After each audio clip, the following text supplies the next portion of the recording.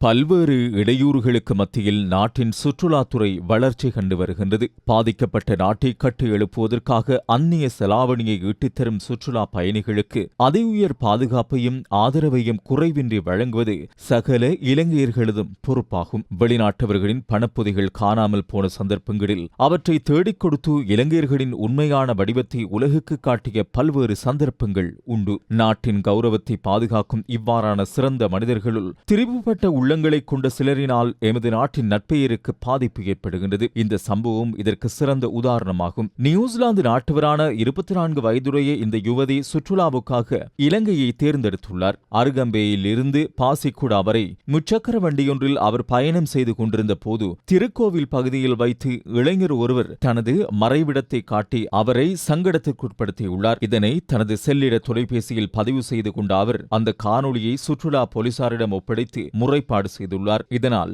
சந்தேக நபரை தேடும் பணிகளை போலீசார் மேற்கொண்டுள்ளார்கள். சந்தேக நபரை கைது செய்வதற்காக போலீசார் பொதுமக்களின் உதவியை நாடுகின்றனர். அவர் தொடர்பான தகவல்களை அறிந்தால் பொத்துவில் போலீஸ் அதிகாரிக்கோ போலீஸ் நிலைய பொறுப்பதிகாரிக்கோ அறிவிக்குமாறு போலீஸ் ஊடகப் பிரிவு தெரிவிக்கிறது. இந்த மோசமான செயலை பலரும் கண்டிக்கின்றார்கள்.